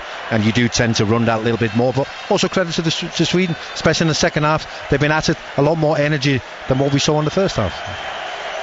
Ukraine have completed, according to the statistics here, over 100 more passes than Sweden, which does emphasise that they've been the better team and have had more possession of the football. It's 1-1 though. Ibrahimovic for Sweden, equaliser from Shevchenko. 2 of the big stars of European football with goals here in Kiev. Here's Larsson on the right hand side, whips in the cross, headed away from inside the penalty area by Kacheridi, and then helped on further towards the halfway line by Timoshuk. Headed forward then by Mellberg, and it's looped back off the head of Kacheridi. That just drew a gasp from Jan Molby, because Kacheridi didn't realise that Piatov was so far out of his 6-yard box, did he? No, it didn't look like he was in control at all. He could have just left it to go through for the goalkeeper. In the end, it was a wild header. An hour gone here in Kiev. Ukraine 1, Sweden 1. Here's Konoplyanka on the left-hand side. To Shevchenko. Shevchenko with those 35-year-old legs, but he's still got the deadly ability with the head to get a goal here in this match. Now Konoplyanka once more, lifted into the penalty area. Voronin back to goal, edge of the 6-yard box. If he can get the cross in, it could be interesting. Voronin turns, whips in the cross, and it's blocked behind by Lustig for a corner to Ukraine. They would have worked forever and a day on keeping a line at the back, Sweden. And it's Granqvist, who normally doesn't play. He's 5 yards behind everybody else.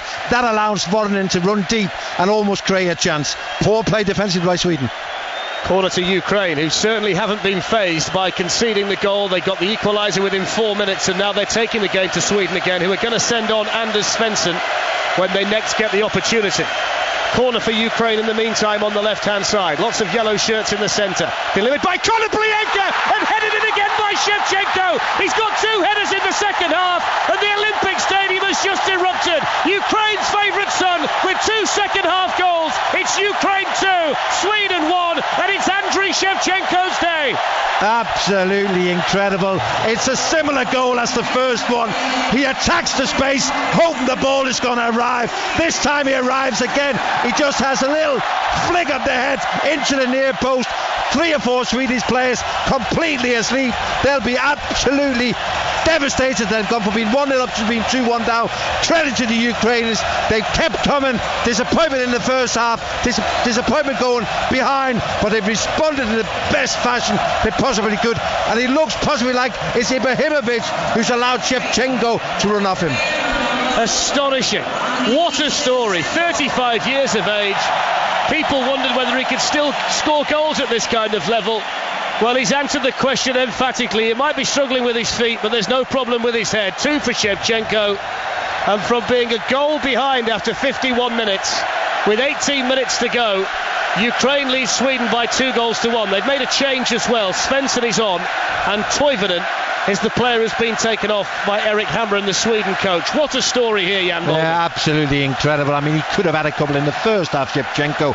He's looked as sharp as he possibly can be. He's 35. He's had a lot of injury problems. He doesn't have that blistering pace anymore, but he has a nose for where he needs to be. When they're creating space in the wide positions, he knows there's space. He leaves the space for him to go and attack. That's how he's got his 2 goals. Sweden with a substitution. Svensson on, give him a bit of structure in midfield. That means that Elm have gone to the left. Svensson in the middle with Karlstrom, and Larsen is pushed on a little bit further. They've got to go for it now. Gamble. I think I've just knocked 10 minutes off the game. 28 minutes to go, not 18 minutes to go. 3 goals in 11 minutes. Ibrahimovic on 51, Shevchenko on 55, Shevchenko on 62. He's now got 48 international goals. He'd love to sign off with 50, wouldn't he? And he's got the opportunity during the rest of Euro 2012 and maybe even tonight. Svensson's a very experienced player.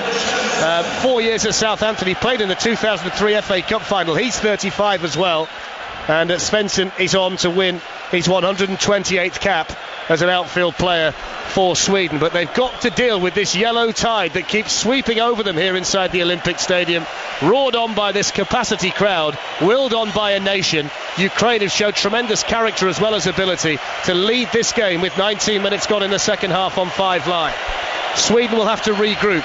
They're a little bit shell-shocked, I think, Jan, by the ease in which Ukraine have got the lead in the match. I think especially the second goal. It's a cheap goal to give away from a set piece.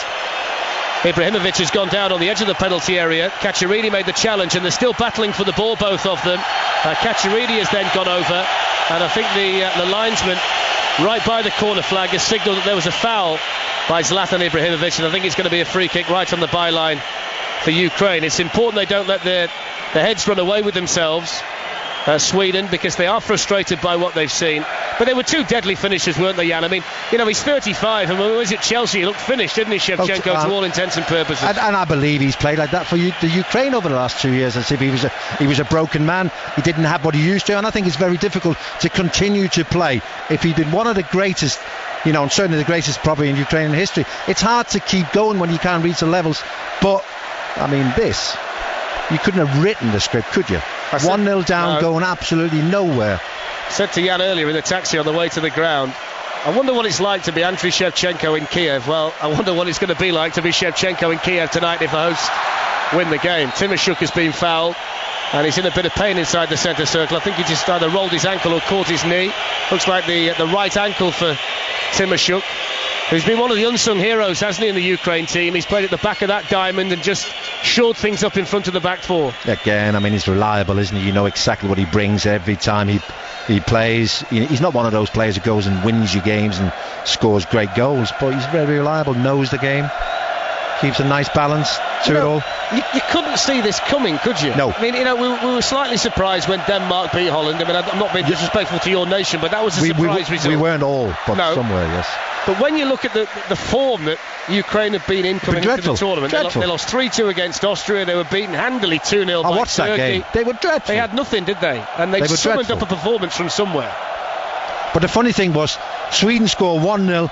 We said in commentary, the game had totally changed. And it had? It had totally changed. Then from nowhere, and that's what you have when you have people like Shevchenko in your team. You still have the ability to score goals from nothing. There's a niggly battle going on down there at the moment involving Cacciarini of Ukraine and Ibrahimovic of Sweden. It's just worth keeping its eye on. They've had that tussle on the dead ball line a couple of minutes ago, and now Ibrahimovic has pushed over Cacciarini as they're battling for the ball. The Mexican wave is rolling around the stadium, and who can blame them? It's party time in Kiev at the moment, with Ukraine leading Sweden by 2-1 with 22 minutes played in what's been a fantastic second half here on 5 Live. Don't forget, 2 more matches tomorrow. 5 o'clock for you, Greece against the Czech Republic, and then 7:45 Poland against Russia. Every game live from inside the stadium on 5 Live from the BBC, and that's significant when you're broadcasting from inside a ground like this, Jan. We hope that you're all feeling the atmosphere back home in the UK, because it's quite astonishing in here at the moment. Yeah, absolutely, but it's been a fantastic tournament so far, hasn't it? Great games played at a real tempo. You sense almost every team have gone to try and win their games. They've all gambled to try and win games, and it's been fantastic. Sweden are going to make a second change. They're going to send on Christian Wilhelmsson, who Had a spell at Bolton, if you remember. He's played in 9 countries, Christian Wilhelmsson, and he's coming on for Sebastian Larsson. What do you make of that change, Jan? Well, once upon a time, they had great hopes for this boy. He's got real pace, and they thought he was going to go on to great things. He hasn't. I mean, playing in 9 different countries tells your own story, isn't it? Playing in Qatar at the moment, isn't Yeah, but I think people have always looked at him and think there's something there. Maybe I'm the coach, maybe I'm the manager to get out of him, but so far they haven't quite. He's had a lot of games for Sweden over the years without really becoming a top-class player. So that's both wide players who started the game, taken off by Erik Hamrén as the shot comes in from a long way out by Elm, and that's well wide of Piatov's right-hand post. Toivonen has gone off as well. Yeah, Larsson. Yeah, so Larsson. I've never been quite sure about Sebastian Larsson. You know, set piece is great, but I always think he's a little bit of a plodder. And I think the game is now played at such a tempo. You need players who can cover the ground. The tempo tonight is amazing. Yeah, as fantastic. humid as it is inside this stadium. But you kind of get roared on by it, don't you? I mean, the atmosphere. What are you thinking? Is... You want to run back to the hotel? Not me. No. Okay. No, don't include me in that. Our producer John may well do that with all the equipment, but I've not got that. He had a race the other day with Martin Keown. Yeah. And he left Martin Keown trailing in his wake. The last time I went running, by the way, was in South Africa, and Graham Taylor lasted longer than me. And Martin Keown still eats porridge for his breakfast. You know, he still lives like a professional footballer. He does, yeah. And he was left for death. Anyway, let's get back to this. 21 minutes to go. Ukraine 2, Sweden 1. 2 for Shevchenko, 1 for Ibrahimovic. And Ukraine were a goal down in the match early in the second half. Here comes Sweden with Rasmus Elm midway inside the Ukraine half, out towards Lustig, who started to wander forward from right back on occasions now, but that's not a good ball in. It's over the top of the bar, and it's going to be a goal kick. Well, I'm glad we said at the start of the game that Sweden is a good team, not a great team, and I think we're seeing that, aren't we? You know, if they can get Ibrahimovic involved in the right areas, they got a chance. If not, the rest of them are very average. It just looks like we're just seeing the replays. There's a couple of problems, isn't there? Lustig at the near post. Lustig at the near post. If you're at the near post, be at the near post. Do not allow the ball in. Ibrahimovic has spotted Shevchenko's run too late. Well, then again, Ibrahimovic shouldn't have that responsibility. No. Based on form, Ukraine in the final match is going to be a more difficult game for England than Sweden in the next one. The way Ukraine have played today, there's no guarantee, of course, they can carry this on. And there's still time for Sweden as the shot comes in from a tight angle on the right. The run had been made by Elm through the middle. It was awkward for him. Had to reach and kind of toe-poke volley it over the goalkeeper. And while he got some contact on the ball, he didn't get enough. And it looped into Piatov's arms. But it was a good run, wasn't it, by Elm? Yeah, it was. He ran at the back of the central defenders that we're still slightly worried about. But again, it was a great pick. And you just think that Elm knows he's going to stretch. And I think he was just trying to lift that over the goalkeeper. Didn't get enough on it. Konoplyanka with the ball out towards the far side, which is kept in play over there by the opposite winger Yarmolenko. Then it's rolled back to the edge of the penalty area to Shevchenko, and then Konoplyanka hits it first time from 25 yards, and it's over the top of the bar, and a goal kick to Sweden, who are going to make a third change, and finally Elmander is going to be coming on. But what they have, the Ukraine, they have a style that allows them to keep real width, and the wide players have got good options. They're capable of doing things on their own, but they also see a pass, and because of that they've been able to move the Swedish defenders from side to side for almost all of the game. Elmander for Rosenberg was the obvious change, and it's the change that's been made by Erik Hamrén. 12 goals in Turkey this season for Johan Elmander, 3 years of course in the Premier League for Bolton. Would have started the match, but he broke his foot in the final league game of the season in Turkey, and it's taken him quite a while to recover. In fact, I think he only returned to full training this week, so he's probably lacking a bit of sharpness, but as Jan said, he's always a player that keeps himself fit, so that shouldn't be too much of an issue. No, I don't 19 minutes to go. I don't think it will be. I mean, we shouldn't kid ourselves here that this is a prolific scorer that's come on. He's not, but he is a hard worker, and I think Ibrahimovic plays better because of Elmander's work rate, and I think Rosenberg has gone off. I think that'll be the last we see of him in this tournament. Yeah, I don't know whether it's because of the way Ukraine are playing, but I was expecting a bit more fluidity going forward from Sweden. They've been a bit rigid tonight, and that run from Elm into the penalty area is the first time the central midfield player has gone beyond the strikers. Yeah, and they do have that option. Larsson likes to get forward. Elm and Toivonen naturally gets in forward positions, but they haven't been able to do that. Is that because the Ukraine have got the fullbacks pushed on that far that Sweden have been a little bit frightened to do that? Yeah, I think so. You know, but I think that Sweden came in at half-time and thought, you know, we've seen what they've got. We've rode the storm. Then you get 1-0 in front and you think you've done the job, isn't it? But then they come again. Where they found that little bit extra from the Ukraine, I'm not sure. Jan Morby with us on 5 Live. Don't forget, Jan's going to be chatting with Mark Pougatch and Martin Keown. You'll hear from Roy Hodgson, Stephen Gerrard, Joe Hart and Alex Oxlade-Chamberlain before we finish here on 5 Live at 10:30 your time. We're at 20 past 11 almost in Kiev. It's still extremely hot and extremely sticky, and still a really good game to watch. Here come Ukraine down the right. Challenge made over there on the far side on Husev, and it's out for a throw to Ukraine, almost level with the edge of the Sweden penalty area. And Ukraine at the moment's in control of things. They've got the 2-1 lead. They're not being unduly troubled defensively, despite the 3 changes now made by the Swedish coach Erik Hamrén. And Ukraine are pretty much in control of the way the match is being played. Nazarenko tried to pick out Konoplyanka on the Ukraine left. It's headed away by Lustig, who's got the long hair and the Alice band around his forehead, and then it's drilled forward by Svensson. Good ball onto the chest of Wilhelmsson, who's tackled by Mikulik and then picked up by Timoshuk and played back to Husev, who can feed Yarmolenko just short of the halfway line on the far side. Everybody has a yellow shirt available when they're in possession of the football, and they've got the outlet ball as well, which we've just seen from Yarmolenko, the right winger, to Konoplyanka, the left winger, which can turn defence into attack very quickly. This time Lustig is able to make the challenge on Konoplyanka, and it's a throw in 10 yards into the Sweden half for Ukraine. Well, it's pretty clear the way they play, isn't it? Ukraine, and to get people around the ball, play 2 or 3 short passes, then the long diagonal pass to the wide men on the other side, and it gives defending teams a real problem. Yeah, and it's not dissimilar to Swansea, is it? They keep the wingers very wide. Absolutely. You know, Swansea in the Premier League. They keep them on a touchline, yeah, and they play it on one side, 2 or 3 short passes, then gets the defenders from the opposition over, then they switch play, and then they go again. It's really difficult to stop unless you get really, really tight. Swansea might have one of your old mates in charge looking at it. Michael Laudrup odds on with the bookies, isn't he now? They're very rarely getting wrong. Yeah, it's kind of difficult because I don't think anyone really knows. There's a lot of guessing at the moment. He fits the profile. Young manager, plays football in the right way. I've been battering Jan all day to get hold of Michael Laudrup and tell us whether it's right or not, but we can't get hold of him. We have tried. We've tried hard, haven't we? Yeah. We were trying to bring you an exclusive on 5 Live tonight, but to no avail. So we brought you this excellent match instead. Ukraine 2, Sweden 1.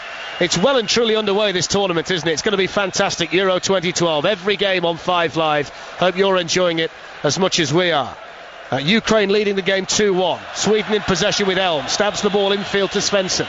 Svensson doesn't get around the pitch too much these days, but he's got the wise old head on the experienced shoulders, and he'll try and talk 1 or 2 through this match as Sweden look for an equaliser.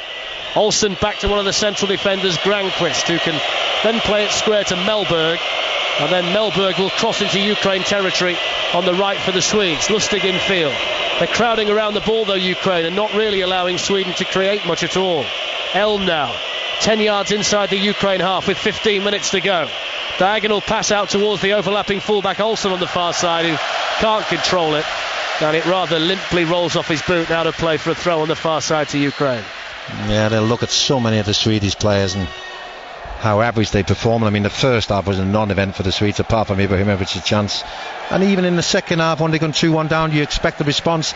And the 3 substitutions, it doesn't look like at the moment like it's helped Sweden. This is almost the worst case scenario for England, because the second match now is going to be against a Swedish team who are in win or bust mode. Yeah, absolutely. And then Ukraine, and regardless of what happens. Yeah, and Ukraine have then got their tails up by winning a match and a load of confidence going into the final match. So if it ends like this, it makes England's road that little bit more difficult, doesn't it? It's what we want, isn't it? Yep. To the end. Here's Ibrahimovic. Ibrahimovic shoots, saved by the keeper. He knew nothing about it. It hit Piatov and spun away. Ibrahimovic hit it like a rocket from the edge of the penalty area and can't believe it didn't go in. I mean, when you talk about sheer power and great technique, this is it. The header back across, played down for Ibrahimovic, and if that's not straight at the goalkeeper, it goes straight through the net and could have ended up anywhere. That was an absolute rocket. The keeper actually tried to get his hands in the way, but it just hit him on the arm somewhere. That'll go straight through the net, that shot. Absolutely stunning strike by Zlatan Ibrahimovic. Technique. We're being treated tonight to some fantastic strike play, aren't we, from these two? Yeah, it's a great game. It's 2 teams trying to win a game of football, you know. 13 minutes to play. Ukraine 2, Sweden 1. The ball is with Elm. And then Elm exchanges passes with Ibrahimovic, and now it's out to Olsen on the left-hand side. And now it's with Wilhelmsson, one of the subs who skips away from Yarmolenko, then runs into the penalty area. Really good run by Christian Wilhelmsen, draws the goalkeeper. Piatov was brave and dived at his feet, couldn't touch him, otherwise it would have been a penalty, but he comes up with the ball, and this latest Sweden attack is denied by the goalkeeper Piatov, who hasn't had a lot to do. He looks pretty erratic to me, Piatov. I think he might have a mistake in him somewhere, but he's certainly got the job done tonight. Yeah, and he got in the way of that shot before for Ibrahimovic. Wilhelmsen, we know he's got that ability, quick, goes at defenders, just overruns the ball a little bit, allows the goalkeeper to come out. Tell you what, Jan, you often see the first game of a tournament for each of the nations be quite cagey. But they played hell for leather last night, didn't they? Italy and Spain. We sat and watched that match and really enjoyed it. Incredible The match. Republic of Ireland against Croatia was played at a breakneck speed. Your game, Denmark against Holland, was almost reckless, wasn't it, last night? And then we've got it again tonight, haven't we? Yeah. I mean, they've been fantastic. Cagey. Who thought it was going to be cagey? Yeah, well, when you think about how it was, defensive football, etc., this has been fantastic up to now. Ukraine are going to make a change. They're going to send on Artem Milevsky, one of the strikers. I just wonder whether Shevchenko might be running out of steam at 35 with 12 minutes to play. That's not unthinkable. No.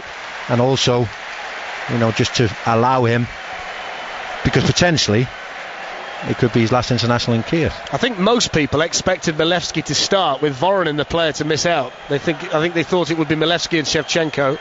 You can see why they've gone for Voronin as well as he's played. He's played well tonight. There's no doubting that.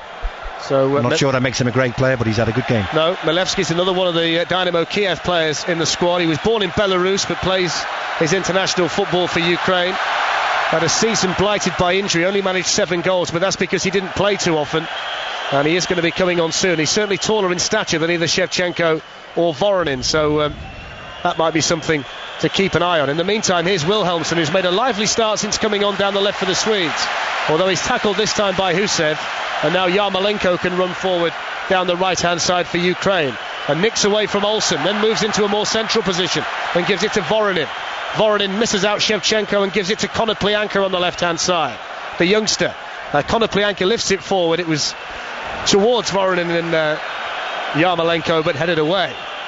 And now Ibrahimovic has the ball on the halfway line for the Swedes in all navy, with that yellow diagonal stripe across the jersey. Wilhelmsen with the blonde hair on the left hand side takes on Husev, little step over inside the penalty area, then the cross from the far side, which is hooked across goal by Mellberg, back out to where Wilhelmsen originally had the ball, and then Wilhelmsen shoots low and it took a bounce and is gobbled up by the goalkeeper Piatov. Yeah, he just sensed, don't you, they're playing the clock down to Ukraine, and they know, anywhere will do at the moment. They know they're going to come under some kind of pressure. There's nerves coming into their play, but they've done the hard bit so far. I think Wilhelmsen has done a hell of a lot more than either Larsen or Toivonen did when they were on the field. His natural game is to take on people. He's quick. Sometimes, he's been accused of being a little bit of a headless chicken, but he's made a difference since he's come on. Ukraine 2, Sweden 1 on 5 Live. We've got 10 minutes to play in this Group D game. England 1, France 1 earlier today. So at the moment, Ukraine, the co-hosts, will top Group D.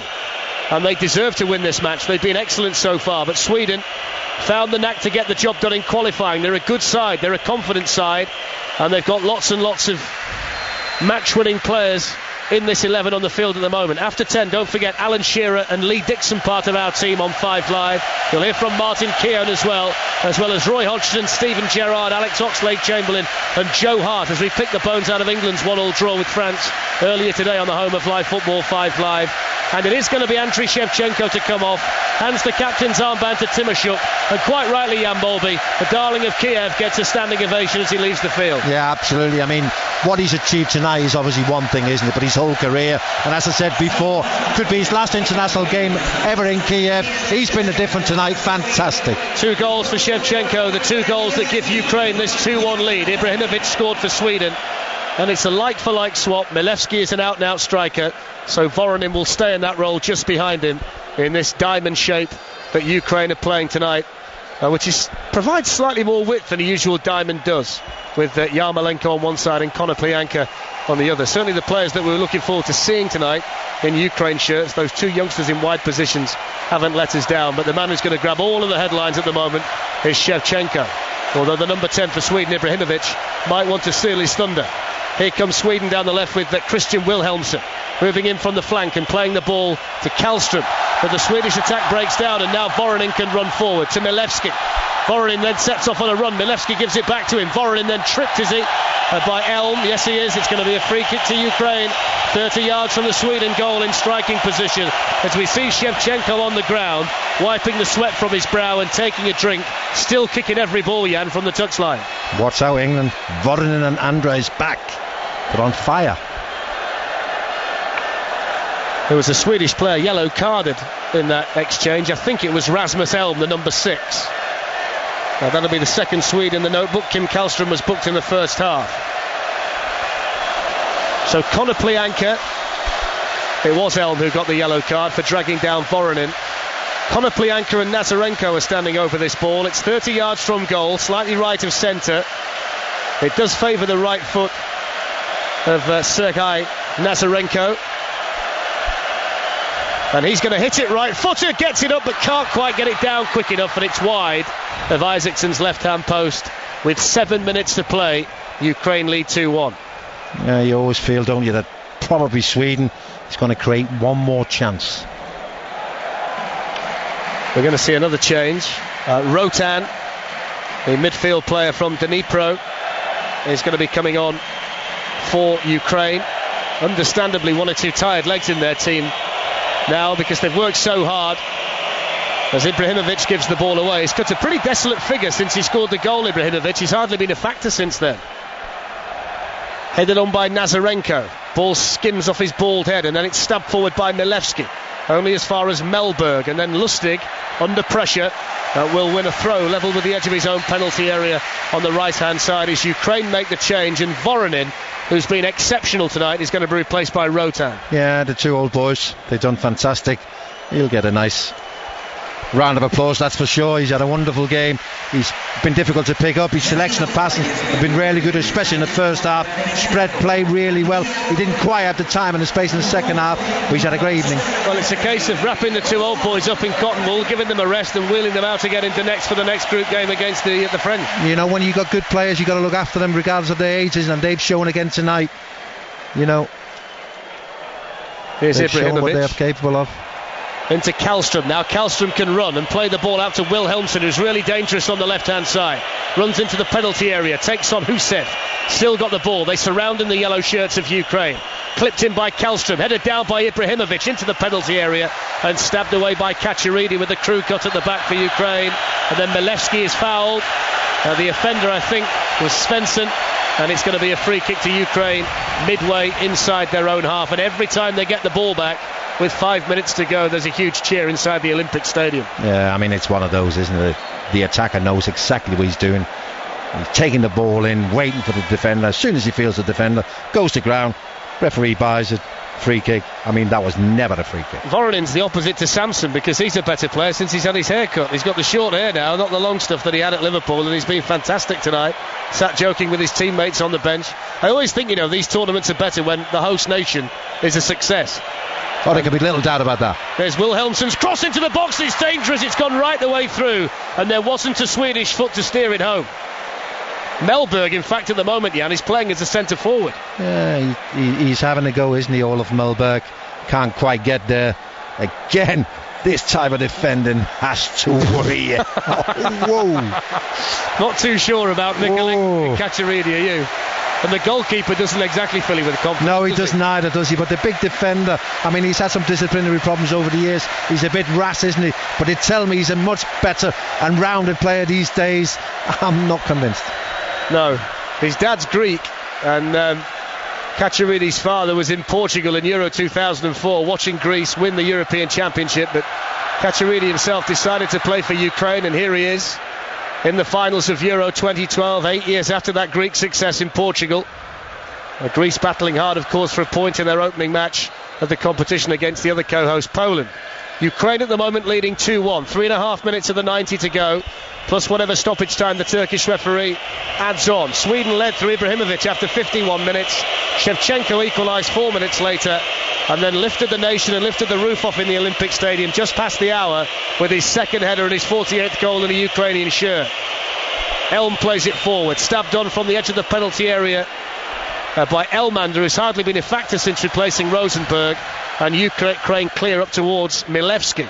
Lustig can't keep it in, and that's going to be a throw just short of halfway to Ukraine. Sweden really, Jan, don't have any answers, do they, apart from the tricky wing play of Wilhelmsson down the left? No, that's right. Since the Ukrainians have gone in front, I expected more from Sweden, but they haven't been capable. And as you rightly said before, Ibrahimovic comes deep, stands up front, not really getting involved. I think he's really frustrated with this performance. This is a Sweden team that beat Holland in qualifying 3-2 without Ibrahimovic to secure automatic qualification as the best runners up in the groups. It was a game they had to win, didn't they? And they delivered. They did. The England game is now a game they'll have to win, which you'll hear, of course, on 5 Live from the BBC. And here in Kiev, on the same day, you'll hear Jan and I bringing you Ukraine against France, which is going to be a big test for the French. Maybe this is not going to be quite plain sailing Group D as people thought it might. Well, let's hope not. Yeah, you can say the same about the Dutch group, can't you? With Denmark beating Holland and Germany not being that effective in beating Portugal 1-0. Italy played better than I thought they might against Spain yesterday. It's going to be really interesting, this tournament. You'll hear every kick and every goal on 5 Live from the BBC. Konoplyanka runs away from Lustig down the left. They're almost there, Ukraine. 2 minutes of the 90 to go. Ukraine leads Sweden 2-1 as Milevski runs towards the penalty area, and they back off Sweden, so Milevski carries it further and plays it to the edge of the penalty area to Yarmolenko, and then Yarmolenko back to Timoshuk, who's the captain now since Shevchenko went off. Husev on the far side, who's never stopped running down the right. Laid back again to Timoshuk and then played infield to Rotan. Rotan forward to Nazarenko, one back by Olsen, but back to Milevski, and then played in by Nazarenko towards the byline, and Husev, who keeps the ball in play. Has it gone out? I think the referee's blown for something, although I didn't see the linesman fly. No, it wasn't. He's given a foul. Yeah, there was a little push. Little push by Husev. Little push on Mellberg. Husev's been outstanding.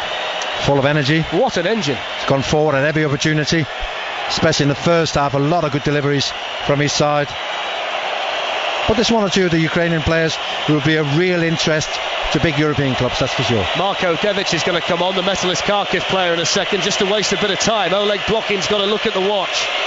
We're into the final minute of the 90. Ukraine leads Sweden 2-1. You can hear what the Ukraine supporters think. They want the full-time whistle blown. Here comes Sweden. Flicked into the penalty area. Here's the chance for the equaliser, and he's missed it. Elmander from 7 yards with the goal gaping. Hits it over the bar after it was played in by Ibrahimovic. And there's the chance that Jan Molby talked about. Yeah. He said Sweden will get one opportunity, and Elmander has to score. Well, it's the wrong way round, isn't it? But you feel when Sweden create or score, Ibrahimovic has to be involved. This time it's a pass with the outside of his right foot, perfect into the path of Elmander. We know Elmander is not a natural goal scorer. He has to score that opportunity. That was the equaliser. You cannot miss 6 yards out, right in front of the goalkeeper on the volley. Has to be a goal. This is what the tournament needed, isn't it? The host nation to give a performance like this. 3 minutes of injury time to play, and we are into the additional time. And we've just seen Elmander.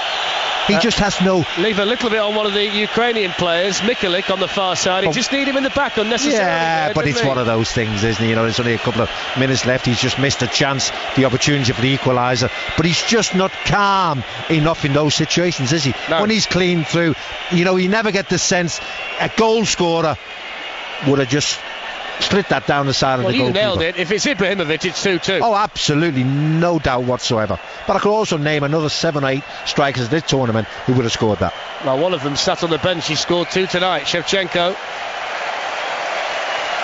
I notice here that Devic has actually brought the electronic board to the 4th official so he can come on.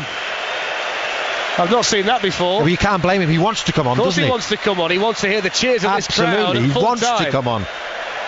Just looking into the eyes of Zlatan Ibrahimovic on the monitor, penny for his thoughts. Extremely frustrated figure, the Swedish captain. Just looked as though the game was slipping away from Ukraine when he scored in the second half, but didn't they regroup? And they got the 2 goals from Shevchenko. You can see the glint in Shevchenko's eyes. He's a man reborn here tonight, Jan Molby. Yeah, it looks that way, doesn't he? and sometimes you get a bit of momentum.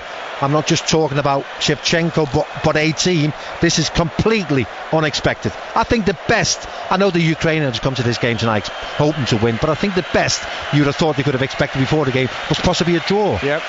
Try and get some confidence from a draw against Sweden, but they've been really, really good. Well, Marko Devic is going to get his wish to play the last minute or so of additional time, and Conor Plianka, the excellent young footballer from Dynamo Kiev, is coming off. I watched him play at the under-21s last summer, and he was fantastic in a Ukraine team that didn't make much of an impact on the tournament, but we're going to see a lot more of him, aren't we, during this tournament? The only fear you had with these young Ukrainian players who've been promoted was is there an end product? Can they create at the highest level? I think they've answered that tonight. Absolutely. Still work to be done. Mellberg's up there as a central striker. Sweden have got a lot forward in this attack, and it's clipped into the penalty area towards Mellberg. Mellberg gets it over the goalkeeper and onto the roof of the net from the angle of the 6-yard box. Olaf Mellberg showing a centre-forward's touch, and he just couldn't quite get the ball to come down quickly enough. Hats off to Mellberg, though, hasn't he? He's had a real go, hasn't he? Both ends from start to finish. This time he makes a run on the outside of the defender. Beautiful ball, lifted over. And again, you probably say it's the wrong man, isn't it? Mellberg on the volley with his left foot, tries to lift it over the goalkeeper, lands on top of the net. If that were Ibrahimovic again, probably a goal. Well, by my watch, we've played the 3 minutes of additional time. Just hold on to your hats and wait for the roar inside the Olympic Stadium when the Turkish referee blows for full time, because they can feel the victory now, Ukraine.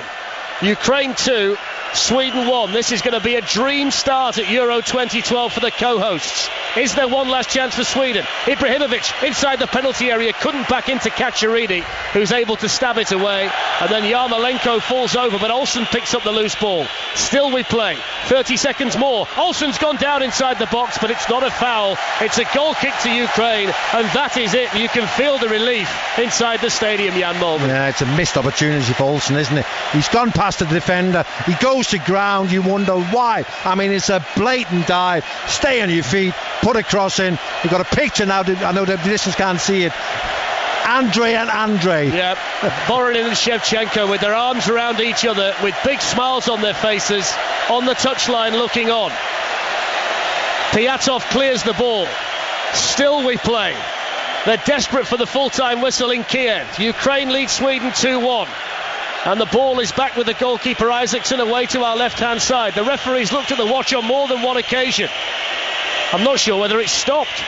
Headed away by Mikulik from the edge of the Ukraine penalty area. Picked up now by Yarmolenko and just stabbed anywhere. Out of play for a throw to the Swedes on the far side. We've played almost 5 minutes of additional time. And now he blows the whistle. And Ukraine have won their opening match of Euro 2012 with 2 second-half goals from the darling of Kiev, Andriy Shevchenko. What a start for the host nation.